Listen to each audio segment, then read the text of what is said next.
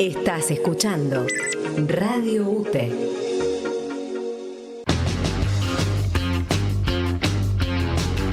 Lunes, 19 horas, Agenda Sindical. El noticiero de la UTE, conducido por Paula Galignana.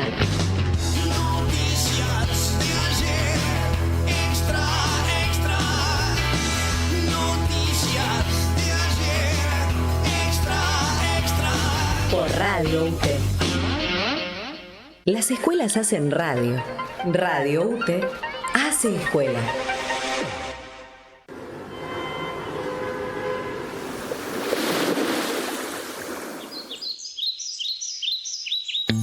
Aquí comienza Ecomodelos para armar. Pedagogías renovables para un futuro sostenible. Un ciclo de entrevistas a referentes ambientales para pensar la Argentina, nuestra ciudad y la escuela.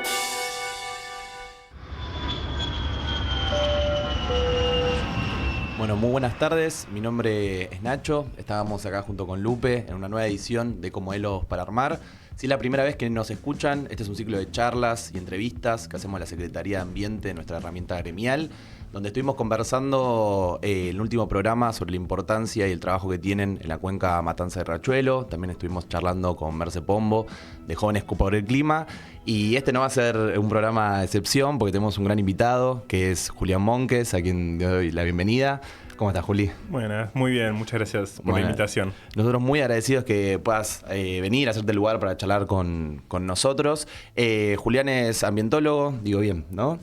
Docente de la Facultad de Agronomía de la UBA, becario del CONICET, y también autor de este libro, que es Politizar el Ambiente y Ambientalizar la Política, que recomendamos en varias ocasiones en este programa. Vamos a charlar un poco de este libro. También Julián fue parte de la discusión sobre la ley de humedales y queremos saber cómo fue ese recorrido, en qué situación estamos al día de hoy y charlar un poco, bueno, cuál es la actualidad sobre el ambientalismo, los desafíos que se vienen en un contexto sumamente adverso. Venimos de la aprobación de la ley Bases, un régimen de incentivo a las grandes inversiones que atenta contra nuestra soberanía, con la intención de que las comunidades tengan voz y decisión en sus propios recursos naturales, y que esta semana estuvimos viendo bastante los impactos que ha tenido esto. Leía el otro día que el director del CONICET, digamos la máxima autoridad, si quiere, hoy en día científica del país, o por el lugar que ocupa, diciendo que el cambio climático es una cuestión únicamente ideologizada,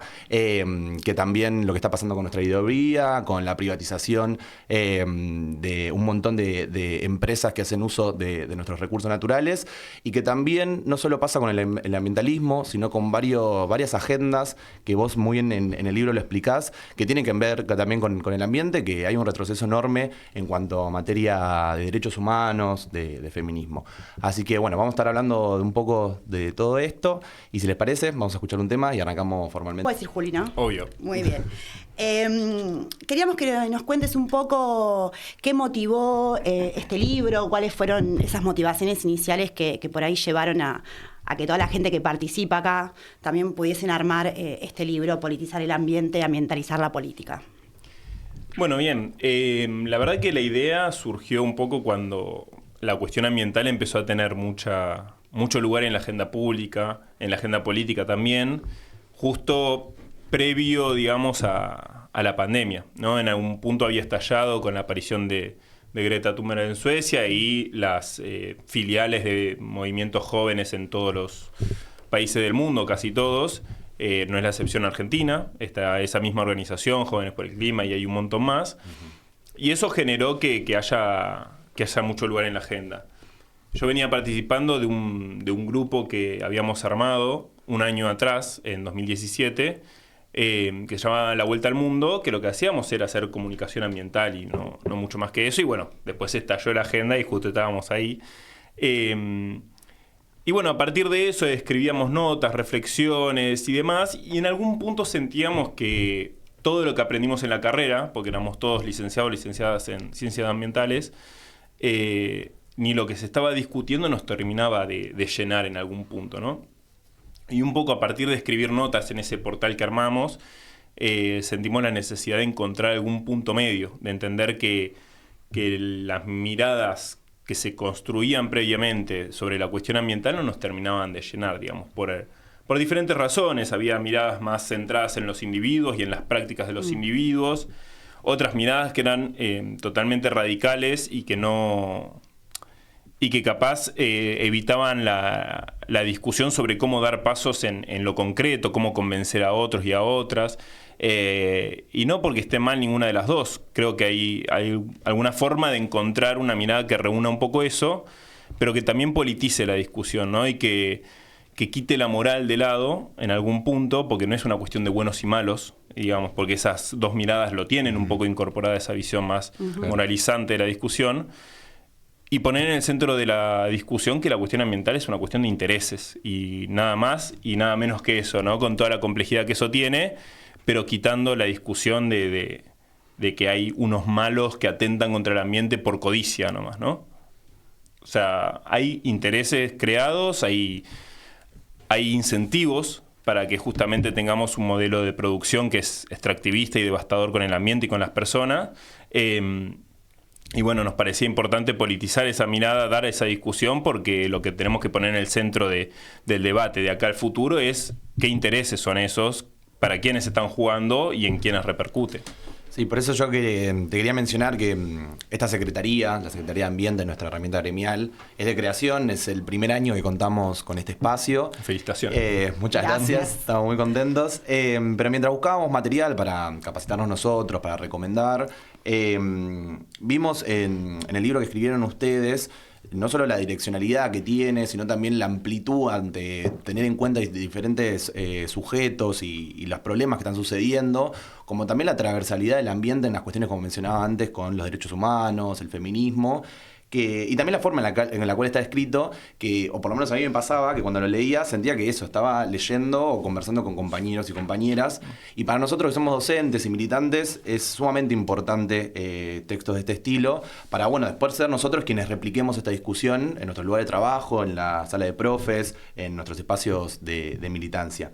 Y ahí te quería hacer una pregunta, que tiene que ver con que la realidad es que es difícil a veces hablar de ambientalismo, ni hablar con ajenos, pero sino también con los propios mismos, ¿no? Hay mucha confusión en quizás los términos, en qué entendemos por ambiente, por ambientalismo, si es lo mismo que ecologismo. Y ahí yo te quería preguntar, bueno, ¿cuál es la definición que tienen ustedes sobre ambiente mismo, o cuál es la visión del ambientalismo popular sobre este término? Bueno, bien. Voy un pasito atrás porque mencionaste algo del pasar y me parece importante destacarlo, que también la idea surgió no de mi cabeza, ni en particular de algo que se me ocurrió, sino que también fue parte del grupo de la editorial, Batalla de Ideas. Luis, una vez escuchando una entrevista, me escribió para ofrecerme esto. Yo lo que le dije es, mirá, yo no me veo escribiendo un libro solo, porque me cuesta pensar las cosas por fuera de lo colectivo, y ahí fue que contacté a todas estas personas que vienen del mundo de la comunicación, de la academia, de la militancia. Entonces me pone muy contento que digas esto de que sentís que estás hablando con compañeros y compañeras, porque lo son, en definitivamente, ¿no? Cada persona que está ahí tiene un recorrido vinculado a la cuestión ambiental de una perspectiva militante, académica o de la comunicación, y un poco valoramos eso y buscamos específicamente que el lenguaje sea accesible, ¿no?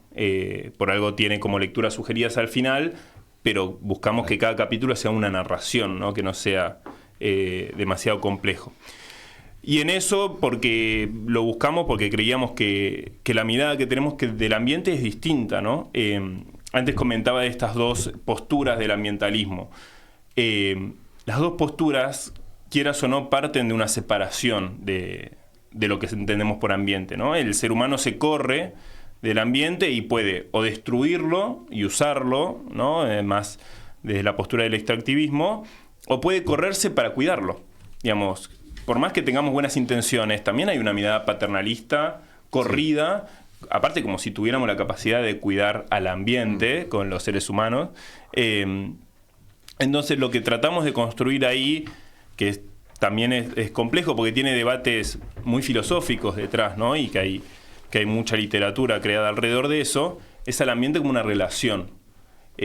Por eso no tratamos de sacarle el mote de objeto y buscamos entender que el ambiente es la relación del ser humano con su entorno.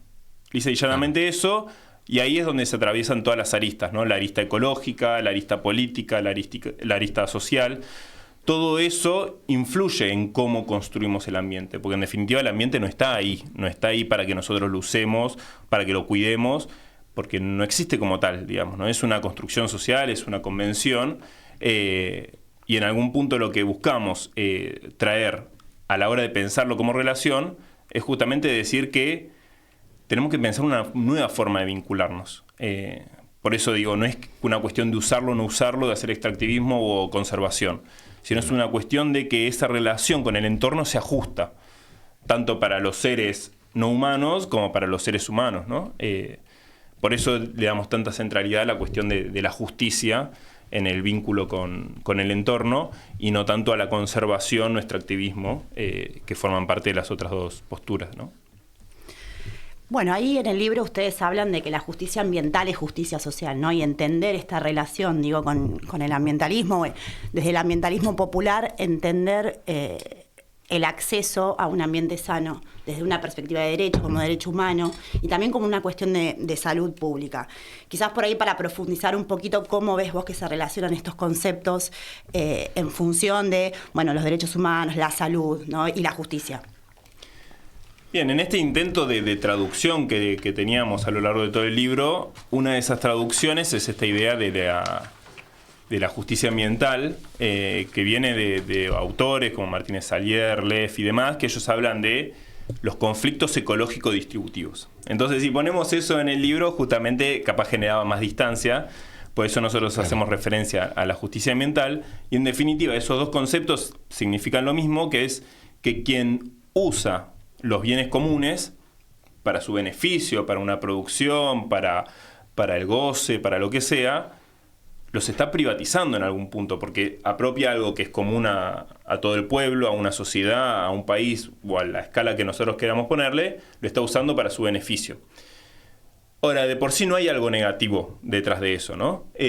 La cuestión es cuando ese uso tiene un costo ambiental y esa persona que lo usa no se hace cargo de ese costo ambiental. De ahí viene la idea de los conflictos ecológicos distributivos, es que se privatizan los bienes comunes, es decir, alguien los usa y socializa los costos ambientales. Es decir, los costos ambientales ya son de todo. Entonces yo uso el riachuelo para que reciba todos los residuos de mi industria, ¿no? La industria del cuero, por ejemplo, las curtiembres, toda la contaminación del riachuelo viene de 200 años, desde hace 200 años de las curtiembres. Ahí el ecosistema está prestando un servicio, que es recibir y procesar todos esos contaminantes. Ahí hay una productividad en términos ecológicos, que nadie está pagando, digamos, ¿no? Y justamente, ¿quién paga los costos de recibir eso? La gente que está sentada sobre los bordes del riachuelo, ¿no? Entonces los costos ambientales están ahí. Lo que pasa es que no estamos haciendo bien las cuentas, ¿no? Por algo siempre decimos que este sistema funciona porque las cuentas están mal hechas. Si las cuentas estuvieran bien hechas, no cerraría. Hay un montón de costos ambientales que no se cuentan y que eso hace que la producción sea rentable. Pero si los contaras, probablemente no cerrarían las cuentas, ¿no? Si contara cuánto te cuesta, por ejemplo, a la hora de hacer una producción agropecuaria, la desertificación, la erosión hídrica y eólica, que no importa, no nos metamos ahí, pero son problemas concretos que pasan con el suelo, problemas de contaminación, que si los empezaras a tener en consideración, las cuentas no cerrarían. Entonces, hablar de justicia ambiental es empezar a tener en cuenta esos costos. Y a la par, que las personas que largamente han sido damnificadas por eso, que han sido perjudicadas por eso, que son en general las clases populares, las mujeres, las comunidades indígenas, los campesinos, etcétera, bueno, tengan una reparación histórica. Por eso me parece importante hablar de reparación, porque ese daño está hecho, digamos, ¿no? Y hay que reconocerlo. No podemos partir ahora con un mensaje iluminista de decir, bueno, a partir de ahora las cosas son distintas, borremos el pasado. Claro. Porque eso es lo que están intentando hacer muchos agentes de poder. Ya la discusión empezamos a darla desde ahora, 2020 en adelante. Entonces, ahora que vino la pandemia, entramos en conciencia, bueno, vamos a tener una matriz productiva más sana. Bueno, pero pará, digamos, hay toda una historia detrás de eso, ¿no? Entonces, lo importante de discutir esto ahora es porque una transición hacia un modelo más ecológico va a suceder, o está sucediendo, de hecho. Lo ves que las inversiones de las grandes empresas contaminantes están migrando. Sí, los acuerdos internacionales. Va a suceder. Entonces, lo importante es que esa transición sea justa, no solo que sea verde, digamos, ¿no? Entonces ahí es donde encontramos el nexo entre justicia ambiental y justicia social. Queremos un futuro más ecológico, más sustentable, más ameno con ese entorno, pero también queremos que a la par de que se construye ese futuro, se construya un futuro en el que haya una reparación histórica con todos esos agentes que han sido vulnerados y que en definitiva alcancemos de la mano del ambientalismo también la justicia social. Bien, ahí me haces acordar cuando se acercó Merce Pombo a charlar con nosotros, nos hacía mención de lo mismo, ¿no? Esto de que, bueno, la crisis climática, el cambio climático afecta a todo el mundo, todos somos responsables en parte, pero bueno, hablar de una responsabilidad diferenciada también, porque no todos tenemos la misma responsabilidad en el impacto, ni tampoco, bueno, nos afecta de la misma manera según el lugar donde estemos y el lugar que ocupemos. Y mencionando esto, que bueno, lo que vos decías de que los sectores más perjudicados siempre son los sectores populares, las comunidades indígenas, campesinas. Queríamos preguntarte, si te imaginás vos, ¿cuáles podrían ser las medidas concretas que el Estado se puede empezar a implementar para poder mitigar estos daños que están ocurriendo?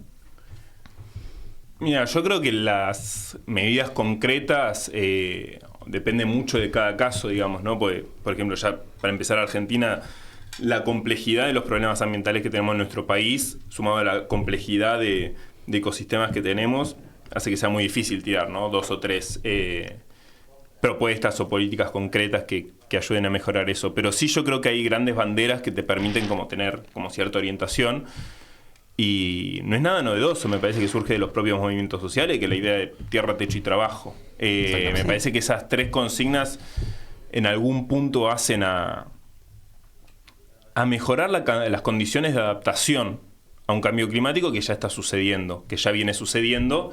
Por eso no es que hay que esperar un futuro catastrófico que se viene, sino que ya lo estamos viviendo, se va a profundizar. Entonces, lo que hace el cambio climático en sí es un catalizador, es un evento que profundiza desigualdades que ya existen, ¿no? Entonces, ¿cómo hacemos para, a la par de enfrentar esa adaptación al cambio climático, mejoren las condiciones de vida de la gente? Bueno, yo creo que una es esa, digamos, ¿no? Porque no es lo mismo la sequía que sufrimos el año pasado para los productores rurales, si tienen la tierra o no tienen la tierra. Conozco muchos productores del Cinturón Hortícola de Plata que se tuvieron que mudar porque no pueden pagar el alquiler, porque no pudieron cosechar por la sequía. Entonces, si tuvieran la tierra, probablemente esa cosecha la pierden, sus condiciones de vida se van a ver enormemente afectadas, pero se quedan ahí. Pueden tener una casa. Claro. ¿Por qué no? Ellos tienen taperas, tienen casas de madera que desarman y se las tienen que llevar a otro lado cuando les aumenta el precio del alquiler. Lo mismo con el techo. Una ola de calor o eventos de frío extremo en diferentes lugares del país, no es lo mismo transitarlo con o sin un techo. Y desde ya que obviamente el trabajo para tener los recursos necesarios, porque bueno, hay todo un debate, ¿no? con la renta universal o salario universal, pero creo que garantizar las condiciones para tener un trabajo digno que les permita afrontar las inclemencias climáticas que se vienen o que ya están sucediendo, me parece fundamental, porque si hay algo que va a pasar con el cambio climático es que va a ser el mundo cada vez un poco más hostil. O sea, cada vez va a ser más difícil conseguir agua, producir los alimentos, tener las condiciones mínimas que nosotros tenemos. Estamos viviendo en una época de la historia excesivamente cómoda. Si vamos 30 años, 50 años para atrás, los problemas eran conseguir alimento. Desde la Revolución Verde en adelante, a partir de los 60, esa productividad aumentó un montón, y toda la productividad en general de las industrias y la tecnología aumentaron un montón. Entonces, estamos viviendo en una época, en un paréntesis histórico de enorme comodidad, digamos, ¿no? Entonces, lo que se viene para adelante es, ya no encontramos la limitación desde nuestro propio desarrollo tecnológico, desde las ideas, desde el conocimiento, sino que ahora la limitación va a venir de afuera y cada vez nos va a costar más producir cosas que son esenciales a la vida. Entonces, la forma de poder acceder a ellas probablemente sea teniendo más recursos para poder conseguirlas, ¿no? Y entonces ahí es donde entra el juego el trabajo. Y hago un agregado más y corto, porque me estoy extendiendo, que ese trabajo hay que rediscutirlo también. No soy un experto en el mundo del trabajo, pero lo que sí sé es que hay un montón de trabajo no reconocido. Bueno, lo trae el feminismo, digamos, para hablar del trabajo doméstico, pero también lo pienso en términos ambientales. Los cartoneros y cartoneras que hacen un trabajo, que recolectan el cartón, ahí hay una productividad ambiental que no está siendo tenida en cuenta. Es solo el precio de cuánto le sale a la industria papelera usarlo como insumo. Los trabajadores rurales que producen de forma agroecológica cuánto de la productividad ambiental que ellos están haciendo al no contaminar las napas, al no contaminar el suelo, al no contaminar a sus vecinos, es mucho más importante y no está siendo tenido en cuenta a la hora de pagarle a ese productor. Porque acá en la ciudad te sale más caro el producto agroecológico. En las quitas sale lo mismo, porque pasa el camión, pasa la culata de camión y carga todo. Y al productor le paga lo mismo, sea agroecológico o no sea agroecológico. Bueno, entonces ahí, de vuelta, estamos haciendo mal las cuentas, y sobre todo en el mundo del trabajo hay un montón de trabajos que van a ser importantes en términos ambientales. También el cuidado de los espacios verdes, los espacios comunes, de la búsqueda de recreación para correrse de un consumismo basado en ir al shopping, en ir a comprar cosas para tener algún tipo de satisfacción y poder tener satisfacción en los espacios verdes, en el encuentro, en el juego del aire libre. Bueno, todo eso me parece que vamos a tener que empezar a discutirlo en algún momento, ¿no? Ese nuevo mundo del trabajo que se adapte a un nuevo mundo, en definitiva. Bueno, interesantísimo todo lo que nos contaba Juli, y también a nosotros como docentes en nuestra labor, en el día a día, en el aula, tener en cuenta todas estas cuestiones que nos estás diciendo, ser inteligentes a la hora de abordarlo, tener en cuenta todos los sujetos que intervienen, y sobre todo, bueno, enfatizar el trabajo que se está haciendo, sobre todo también con actores sociales muy presentes en la ciudad de Buenos Aires. ¿Cómo venimos? ¿Bien? Venimos muy bien. Bueno, si les parece, hacemos una pequeña tandita y seguimos con el próximo bloque de esto que es Ecomodelos para Armar. Luchar tiene sentido. Radio UTE. Todos los golpes y el desprecio que sufrí no se comparan con el amor infinito que me rodea. Todos los viernes de 17 a 19 horas, escuchá La Sí por Radio UTE. En un mundo de gusanos capitalistas hay que tener coraje para ser mariposa.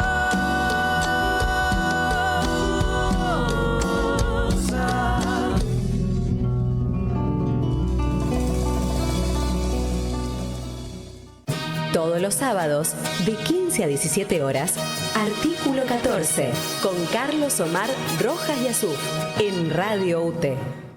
La Secretaría de Acción Social tiene estos beneficios para vos.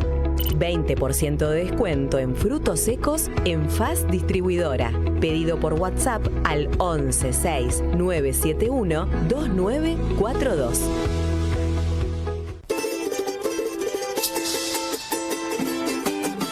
Todos los miércoles, 19 horas, Charlas Maestras. Una pausa reflexiva en medio de la vorágine semanal. Los jueves a las 17, Orientación Sur.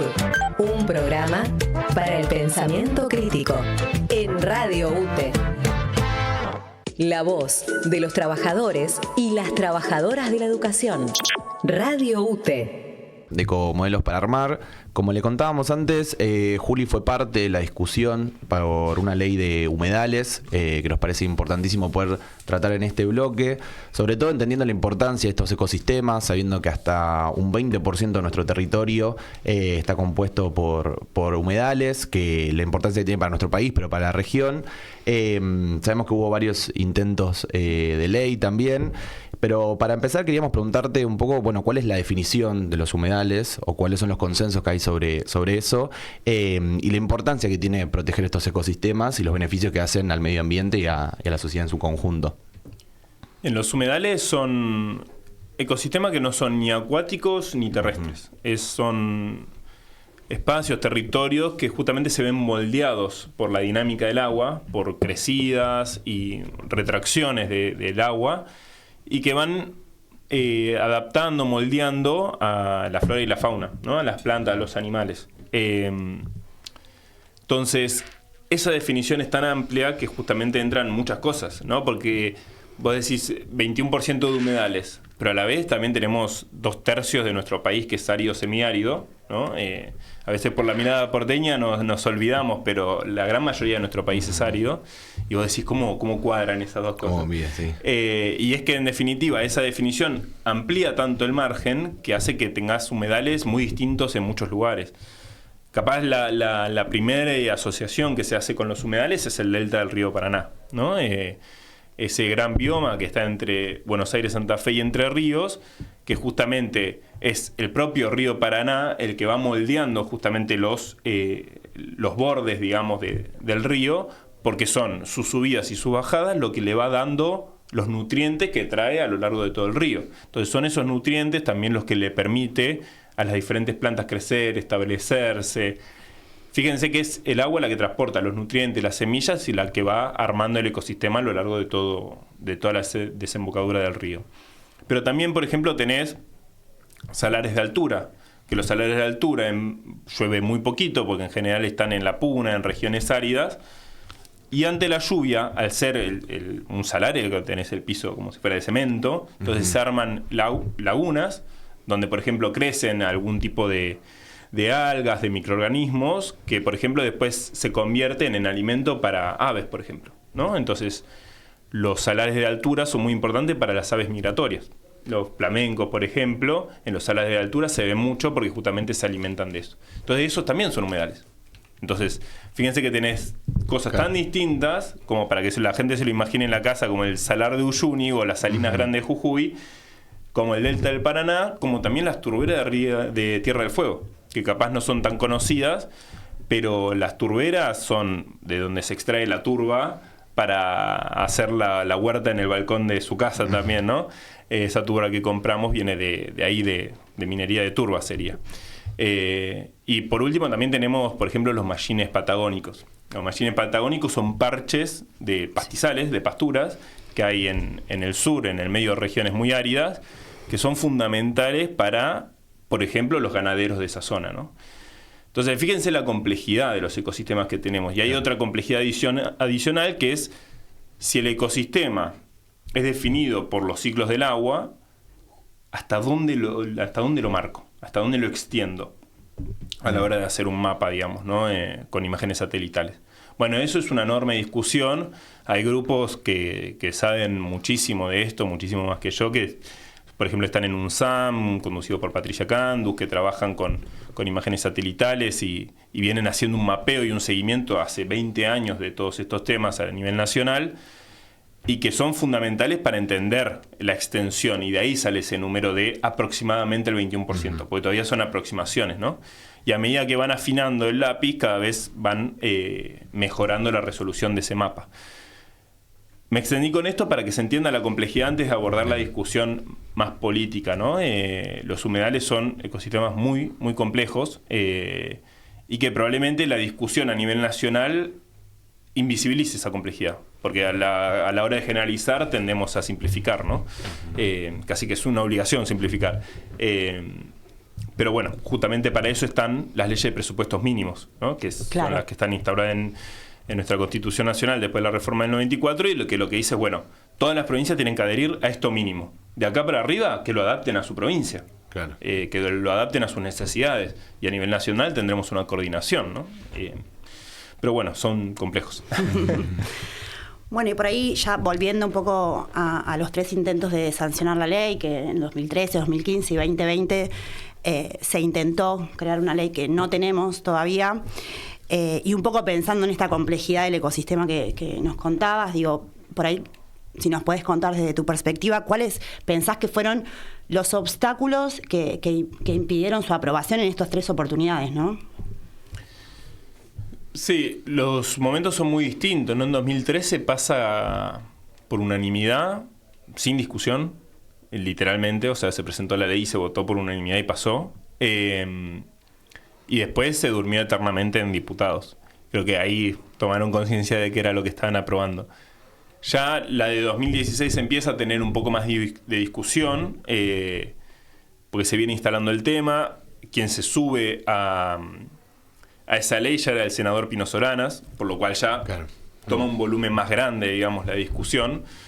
Y la última, la de la pandemia, que parecía que estaba ahí, que salía, bueno, que no terminó saliendo, creo que fue la más politizada de todas, ¿no? Hubo 11 o 12 proyectos circulando en algún momento, porque ahí creo que lo que se reconoció es que ya no se podía esquivar, ¿no?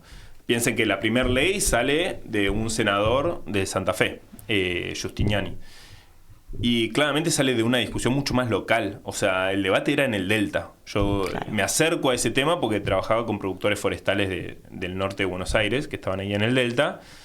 Y cuando les decías que venías de la facultad, que habías estudiado ciencias ambientales, te decían, no, yo con los ambientalistas no quiero saber nada. Pero porque estaba esta discusión muy presente, ¿no? Y después, con el tiempo, se fue nacionalizando la discusión, ¿no? Cuando aparece Pino Solanas. Y ahí se empezó a complejizar, porque si antes era un debate muy centrado en el Delta, después en 2016 y 2020 ya empezaron a meterse la minería, con los salares de altura, los emprendimientos inmobiliarios, con algunos humedales que puede haber en Córdoba y en el sur. Entonces, casi que había un triple lobby circulando, ¿no? En esas leyes, cuando al principio, no sé si había un lobby necesariamente, ¿no? Capaz los sectores más del agro vinculados al Delta no querían esa ley, pero porque no se sintieron parte de la discusión. Con el tiempo y trabajando con muchos de esos, me di cuenta que no fue una cuestión de queremos hacer lobby porque va a tocar nuestros intereses. No, simplemente que apareció una ley y nadie les fue a preguntar nada, nadie discutió con ellos nada, ellos conocían el territorio, conocían la forma en que se producía y nadie les preguntó nada. Entonces vino de ahí la resistencia. Ya en 2016 y 2020 los jugadores se empiezan a ser mucho más fuertes y se empiezan a meter eso, por ejemplo las mineras. Claro. Y las discusiones, por ejemplo en la última ley, tuvieron mucho más que ver con eso que con los sectores del agro, con el Delta o con el sur, y con los emprendimientos inmobiliarios. Entonces, te das cuenta con eso al registrar primero algunos vínculos de algunos legisladores con actores del sector inmobiliario, y después del otro, el que es muy evidente que una senadora de la UCR de Jujuy acompaña la ley hasta que pide explícitamente excluir a los salares de altura del registro de los humedales. Claro. Y ahí se logró ese voto. Entonces, fíjate cómo hizo para conseguir, incluso en minoría, porque salió con mayoría la ley, y después, desde esa minoría, construye una correlación necesaria para que se incluya un artículo que dice se excluye de esta ley a los salarios de altura.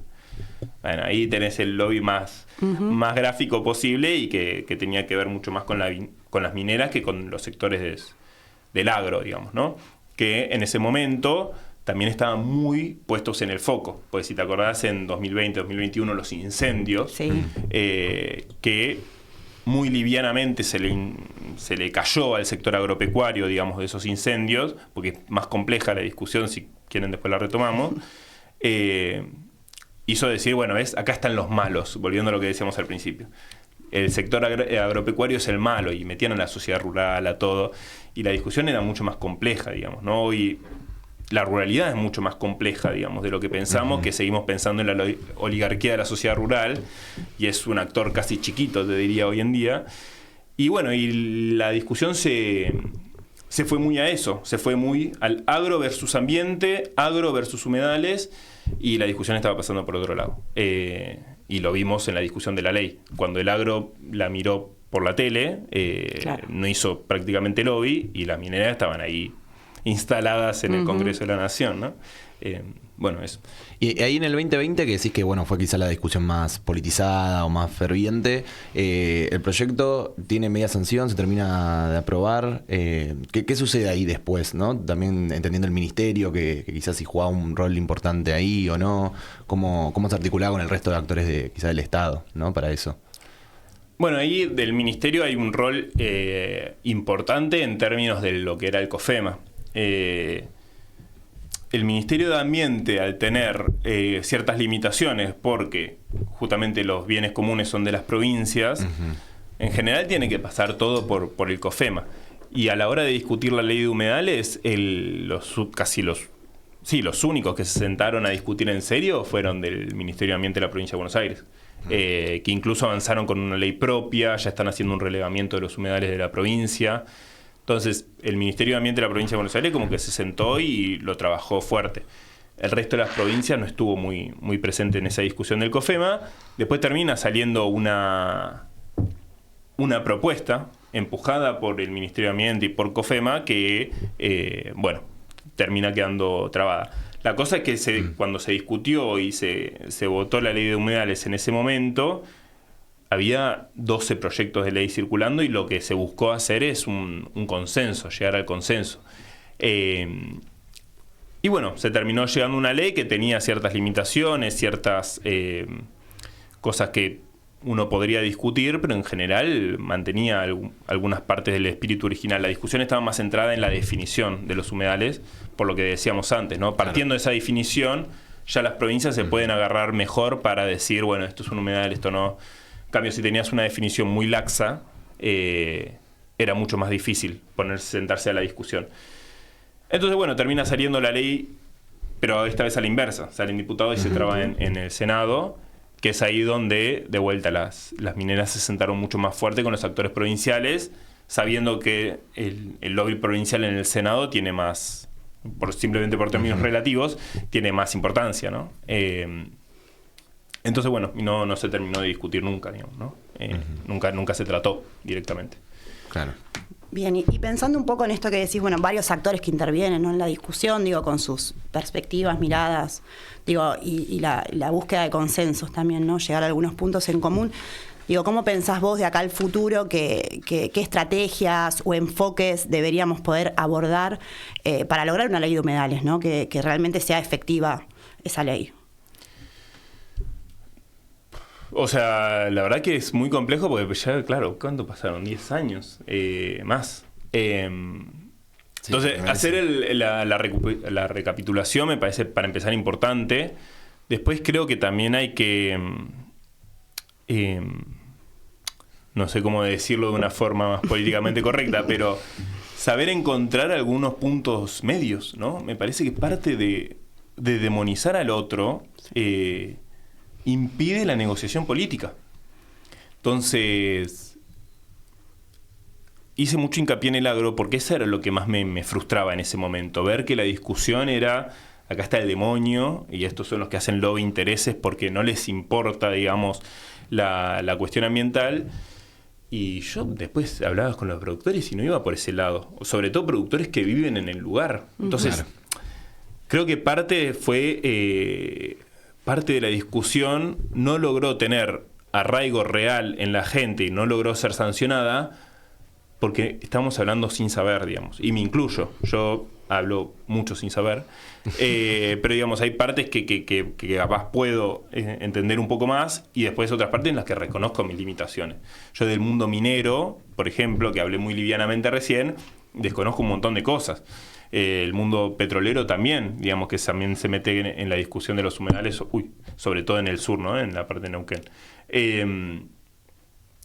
Pero después, con respecto a los actores del agro, uno veía diferentes cosas. Entonces, creo que lo que primero tenemos que hacer es convencernos de que lo que hay es una discusión de intereses, de ideas, y que no es una discusión de malos contra buenos, digamos, porque ya empezamos perdiendo la discusión.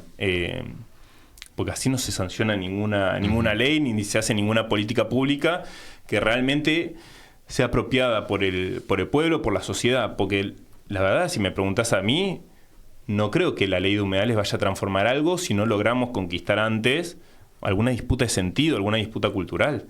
Pues acumular leyes ambientales, que Argentina es modelo en eso, digamos, en términos de legislación ambiental somos uno de los mejores países, aunque sea de la región, para que después no se cumplan. Y la verdad que a mí no me interesa anotarme el porotito de que salió la ley de humedales. Me interesa que efectivamente se hagan las cosas bien. Y hay muchas cosas que se hacen bien sin la necesidad de ninguna legislación, ¿no? Hablamos en términos educativos. Bueno, la educación ambiental tiene un rol muy importante en eso. La comunicación ambiental tiene un rol muy importante con eso.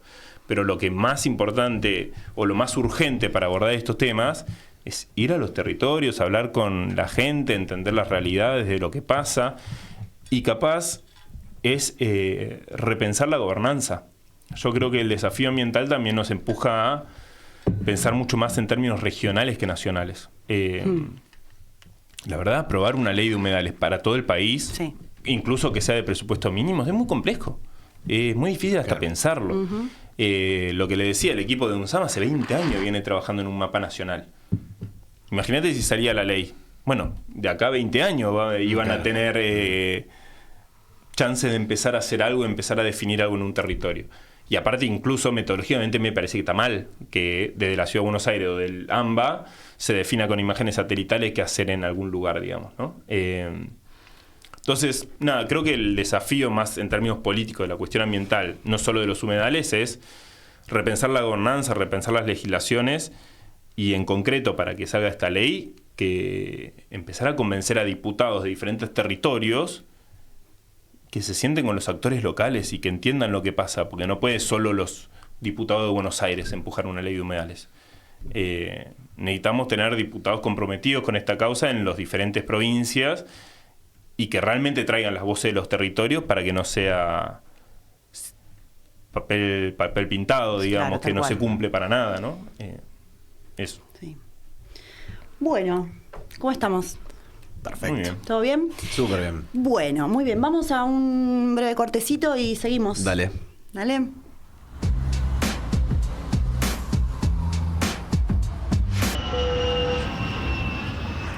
Bien, y arrancamos en este tercer bloque, que la idea un poco como caracterizábamos en un mundo que parece que se viene abajo. Uno como docente, como militante, siempre espera o busca el que mañana es mejor. Y charlar un poco en este bloque, bueno, cuáles son los desafíos actuales del ambientalismo, cuáles son los consensos a los cuales tenemos que llegar para poder construir una ruta a futuro.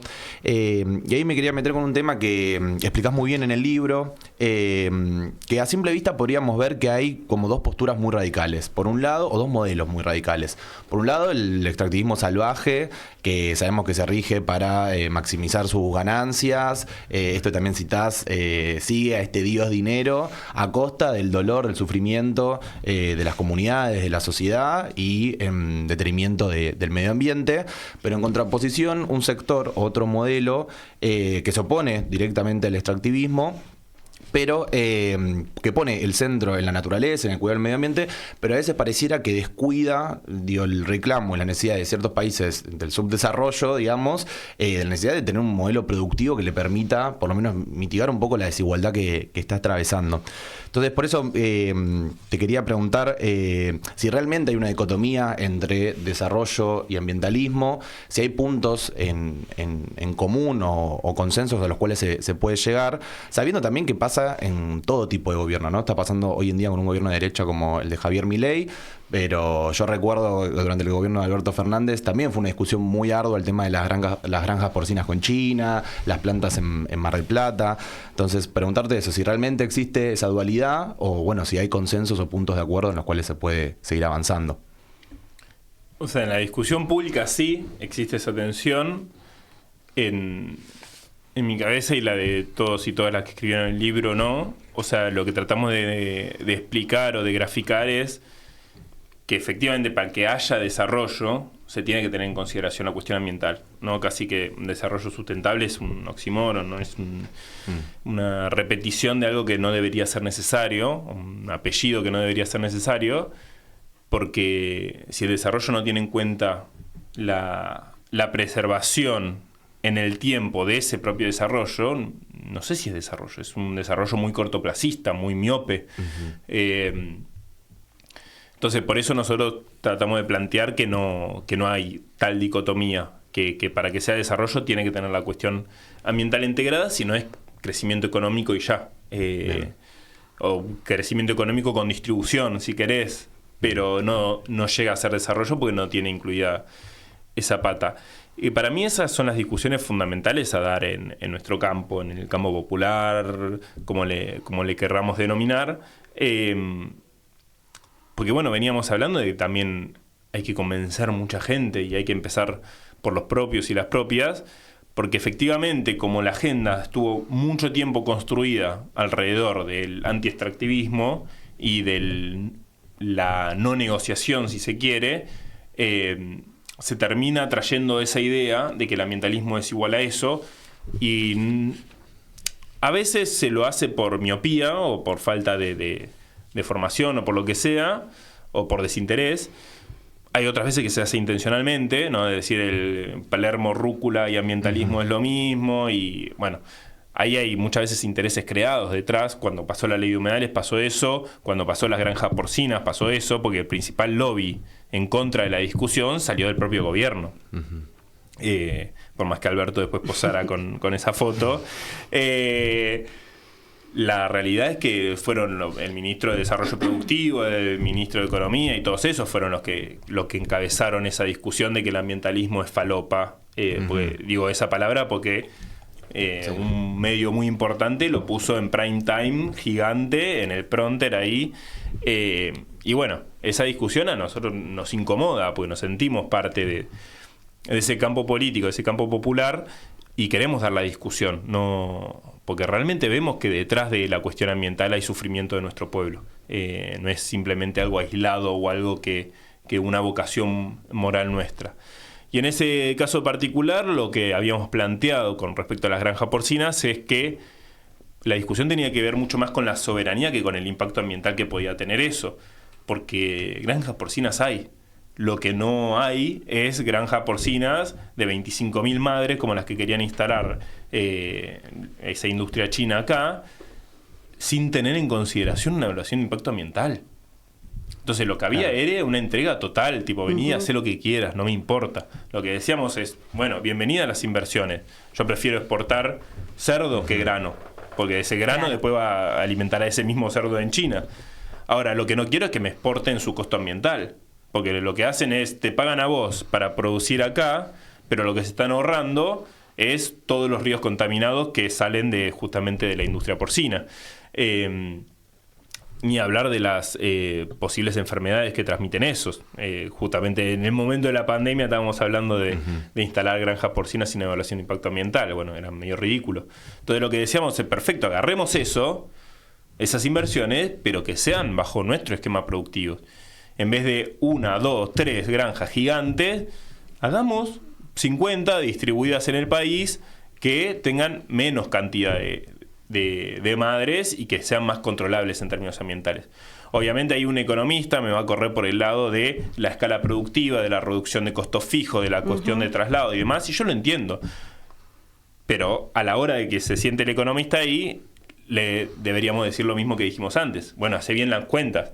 Claro. Incluí el costo ambiental de hacer una mega granja y yo incluyo el costo ambiental de hacer 20 granjas distribuidas por el país, sumando a lo que tiene de derrame esa inversión, entre comillas, de el trabajo que genera localmente, cómo genera más arraigo rural, porque hay otro problema ambiental asociado a todos estos modelos de desarrollo productivo, que es la concentración de gente. Estamos en el país más urbano del mundo, en el 8º país de extensión territorial, y nadie está pensando en una política de arraigo. Es ridículo. Y eso es la discusión principal ambiental para mí de nuestro país. ¿Cómo generamos pequeñas ciudades, poblados y demás que tengan oferta real de la gente?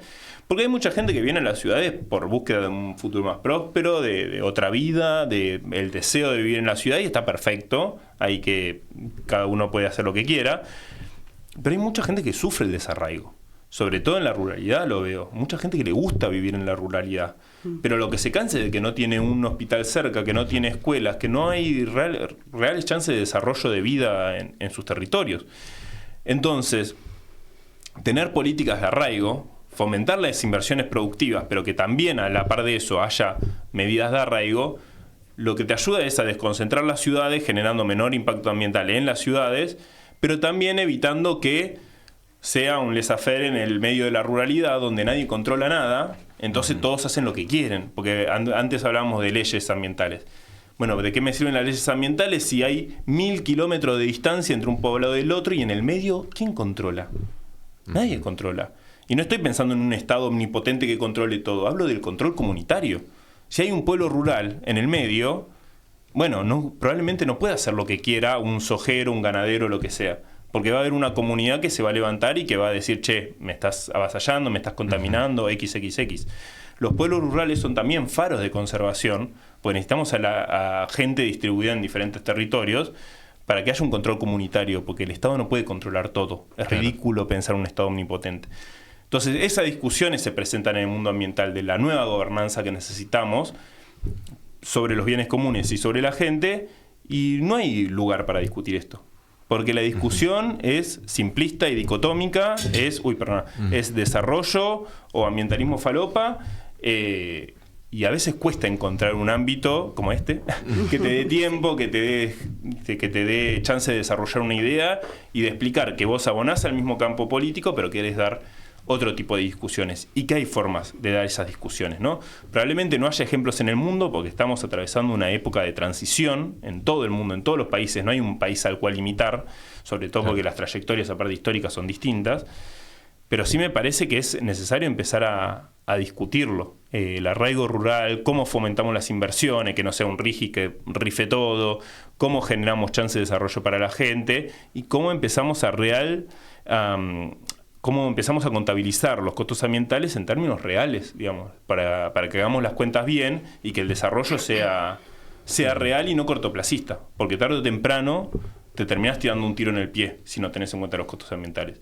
Los propios productores rurales que nunca renuevan o que nunca pasan un arado y tienen el suelo como si fuera un cemento, bueno, va a generar erosión hídrica y perdés productividad. Entonces la cuestión ambiental incluso también toca los propios intereses de los actores económicos que promueven la producción. Entonces, bueno, sentémonos a discutir, porque nadie le está encontrando la vuelta a lo que está pasando. Ni los actores que hoy se están beneficiando del modelo, ni la política que cada vez convence a menos gente, ni la comunidad que está insultando porque nadie tiene en consideración la cuestión ambiental, ¿viste? Bueno, eso. Me fui por ahí. No, muy bien. Bueno, por ahí pensando un poco en encontrarle la vuelta, ¿no? Por ahí queríamos proponerte hacer un ejercicio de imaginación, que con todo lo que eso implica, digamos, poner algo de deseo, de esperanza, de realidad incluso, y que nos puedas contar cómo te imaginas de acá en adelante la política ambiental, digamos, ¿no? ¿Cómo la ves? O sea, ¿cuáles son tus ideas ahí también? ¿Algún deseo que tengas para algo que suceda? El deseo, creo yo, es el federalismo, para empezar. Me parece que esa discusión atraviesa un montón de aristas de la política, pero esta en particular es terrible, digamos, ¿no? Sin federalismo no hay una política real ambiental que tenga en consideración a la gente que vive en diferentes provincias o en diferentes poblados de nuestro país. Ese es como mi máximo deseo. ¿Cómo llegar a eso? No tengo idea. Porque veo que un montón de dirigentes lo dicen a lo largo de la historia y no cambia nada nunca, solo se concentra cada vez más acá. Entonces menos voy yo a saber cómo resolverlo. Pero sí sé que sin esa discusión más federal no vamos a poder tener una política real, ambiental, que se apropie en los diferentes territorios. Y que no quede una cuestión citadina, ¿no? Y lo que creo yo que va pasando, que no es un deseo, porque lo veo, que va sucediendo, es cómo cada sector de la política, ya tanto institucional como social, como un sindicato, por ejemplo, van encontrando las vueltas y las aristas a lo ambiental, ¿no? Cómo los productores rurales empiezan a encontrar en eso una arista que también les permite, por ejemplo, insertarse en mercados. Bueno, eso me parece interesante. Los cartoneros que dicen, bueno, ahora nosotros somos ambientalistas también. Discursivamente empiezan a encontrar la arista, lo ambiental, para fortalecer otro tipo de reclamos. Ya sea reclamos territoriales, productivos, laborales, lo que sea, sindicales. Bueno, empiezan a encontrar en lo ambiental un giro ecológico, diría algunos autores. Entonces yo eso ya lo veo muy presente. Pero también creo que la realidad que atraviesa nuestro país hoy hace muy difícil pensar estas discusiones, ¿no? Porque también son políticas de muy largo plazo. Que requieren planificación, claramente, articulación también de estos mismos sectores. Exacto. Y la que más largo plazo tiene, que es un cambio cultural. O sea, no vamos a resolverlo con una política pública, ni con una ley, ni con un buen dirigente. Es un cambio cultural, ahí lo educativo tiene mucho que ver, y ese cambio cultural está sucediendo, digamos, ¿no? Porque hace 10 años no veíamos esto, ni hace 20. Cuando empecé con esto tenía 14 años, ya casi 20 años. Y no había nada, pero nada de nada, ¿no? Entonces, hay un cambio cultural que uno empieza a ver, uno confía en eso, el optimismo que tenemos de la voluntad hace que confiemos en eso y que confiemos en esa trayectoria, pero yo creo que hay que reforzar eso también, ¿no? La discusión más más comunitaria, más local, en las escuelas, en las universidades, que vaya permeando la discusión ambiental de una forma más transversal y que no espere que venga el señor ambientalista o la organización ambientalista modelo a resolver las cosas y decir qué hacer. Porque no lo sabemos. Y quien les diga que sabe qué hacer con la cuestión ambiental está mintiendo. Entonces, probablemente la solución más real y que más apropiada pueda ser por el pueblo va a ser la que construya con muchos sectores. A mí me llaman mucho la atención los sindicatos en términos laborales. Bueno, con la inteligencia artificial deben estar discutiendo mil cosas, pero con la cuestión ambiental también. Hay un montón de trabajos que se van a perder, digamos, ¿no? Y que hay que reconfigurarlos, y que hay que pensar nuevos trabajos. ¿Quién está pensando eso? Bueno, lo quiero discutir con los sindicatos, ¿no? Con ambientalistas hechos y derechos, digamos, ¿no? A medida que lo ambiental se vaya metiendo en todos los sectores, creo que nos vamos a poder sentar en una mesa más diversa a discutirlo seriamente y no discutirlo en términos de extractivismo, desarrollo y que quede ahí, ¿no? Pero bueno, eso de vuelta es un cambio cultural que lleva mucho tiempo y yo creo que estamos en ese camino, ¿no? Reforzando la idea anterior de que una transición va a suceder. Claro. El tema es si la transición la empujamos las comunidades, las organizaciones libres del pueblo, el Estado, etcétera, o la empuja el mercado como lo viene haciendo. Bueno, Juli, realmente te agradecemos tu presencia acá, que te hayas dado el tiempo y la oportunidad de poder venir a charlar con nosotros. Para nosotros es sumamente importante. Y ya un poco para ir cerrando, por lo general siempre damos un pie al invitado, a la invitada, a que nos pueda un poco, como contabas recién igual, no sé, dejarnos un mensaje a los docentes, las docentes que están escuchando este programa o al público en general, sobre la importancia de involucrarse en los temas ambientales, en las luchas en sí, o también, bueno, algo que nos quieras comentar para poder estar atentos de la actualidad hoy en día que están surgiendo distintas discusiones, o bueno, lo que nos quieras también dejar y aprovechar para las últimas palabras. No, decir que sí, el cambio cultural es algo fundamental y una de las prioridades, como charlábamos recién, una de las principales trincheras está ahí, está en los colegios, en los ámbitos formales y no formales, para poder realmente apropiar la cuestión ambiental en instituciones en las que pasa casi toda la gente de nuestro país, ¿no? Entonces, ahí hay una trinchera fundamental y yo, de vuelta en esta tensión que había entre un ambientalismo más radical, uno más liberal y uno popular, cuando hacíamos referencia a que el liberal se centra mucho en la educación ambiental y en los cambios individuales, mientras que el otro pretende cambios estructurales. Bueno, el ambientalismo popular está en el medio, denuncia que hay una cuestión de intereses y una cuestión estructural, pero también hace hincapié en las prácticas individuales y en la cuestión educativa. Entonces, me parece importante que por no adherir a una postura más centrada en los individuos, no caigamos en que la educación ambiental y los cambios de hábito no tienen importancia. Es muy importante evitar la disonancia cognitiva, o sea, alinear lo que uno dice y lo que uno hace, eso es lo que quise decir, es muy importante también para convencer al resto, para partir de una postura sincera y generar esos cambios en las comunidades educativas, en los espacios de vuelta formales y no formales, me parece fundamental para que haya una apropiación real de ese cambio cultural. Y también reconocer cierta desorientación, digamos, ¿no? Yo creo que hay que tener mucho coraje en la fragilidad, ¿no? En la fragilidad de no saber qué es lo que va a pasar, de no saber cómo salir de este laberinto y de que hay una cuestión muy importante, una cuota muy importante de confianza en que este proceso va a llegar a buen puerto, pero que no lo sabemos, y creo que partir de la pregunta o de la incógnita, de la duda, me parece fundamental para que el debate sea sincero en las aulas y que los estudiantes, las estudiantes, los jóvenes sobre todo, puedan manifestar lo que llaman hoy ecoansiedad, ¿no? Ansiedad por la cuestión ambiental, que lo puedan expresar y que nos podamos sentar con ellos a decirles, bueno, no va a pasar como el día después de mañana o 2012, digamos, no va a pasar eso, que le podamos transmitir información real, con base, con sustento, con ideas, con números, pero también promover que salgan de los discursos inmediatos de las redes, de los 5 minutos, bueno, 5 minutos ni siquiera, 5 segundos. 5 minutos, sí.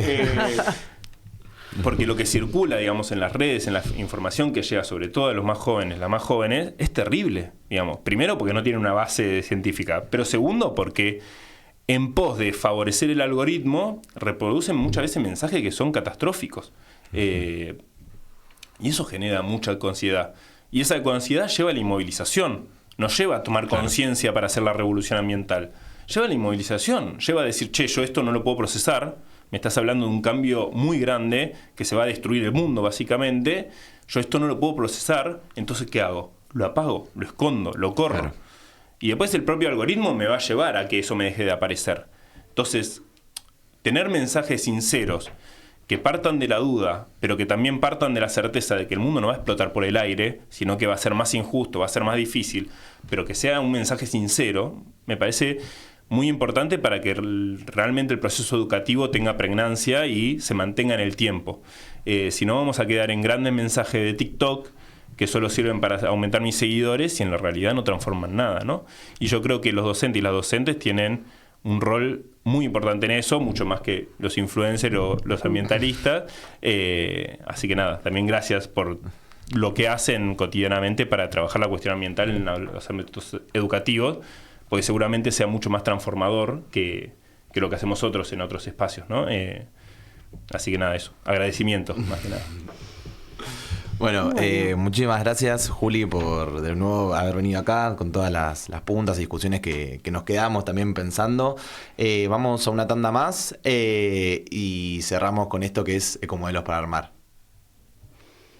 La Secretaría de Acción Social tiene estos beneficios para vos.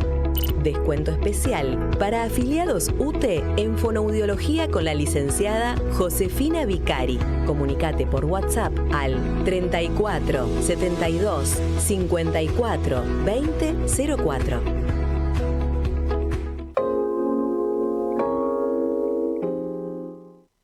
La Secretaría de Acción Social tiene estos beneficios para vos. 20% de descuento en pasajes de micros todo el año. San Clemente, Las Toninas, Santa Teresita, Mar del Tuyú, San Bernardo, Mar de Ajó, Pinamar, Villa Gesell, Mar del Plata, Santa Clara del Mar, Corrientes, Tucumán, Santiago del Estero y Chaco. Consultas a turismo@ute.org.ar. La escuela pública enseña, resiste y sueña. Radio UTE. Bueno, y hemos llegado al final. Nos vamos con un montón de cosas para seguir conversando. Gracias, Juli, primero que nada. Después, bueno, agradecemos a Radio UTE por el espacio, a Ismael, que está en el control. Y bueno, en especial mandarle un saludito a Bere, nuestra secretaria de Ambiente, que hoy no pudo estar y tiene su ausencia justificada. Saluditos también a Lucho, a Nave, que estaba en la parte técnica. Y para cerrar, breve, las redes, ¿no? Instagram nos encuentran como ute.ambiente, ahí pueden ver lo que hacemos cotidianamente y además algunos recortes de estos programas y entrevistas que fuimos haciendo en Ecomodelos. Después el canal de YouTube, que es Radio UTE. Y bueno, cerramos. Gracias por todo. Juli. No, por favor, gracias por la invitación. Un placer compartir con ustedes. Gracias. Chao, chao.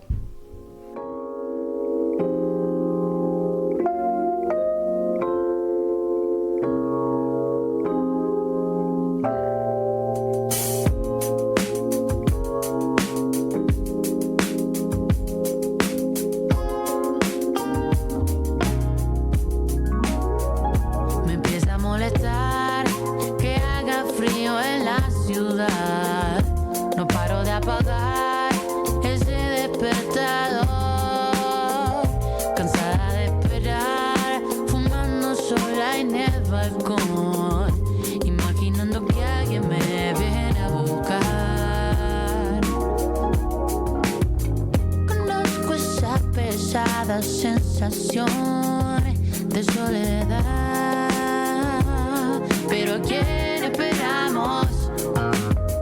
Melancolía barata en la televisión, ¿a dónde va?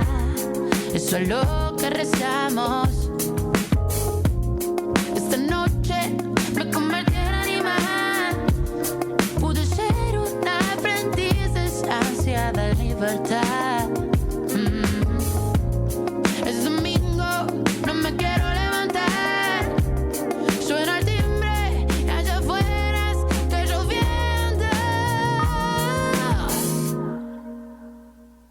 empieza a molestar que haga frío en la ciudad. No paro de apagar ese despertador, cansada de esperar, fumando sola en el balcón, imaginando que alguien me viene a buscar.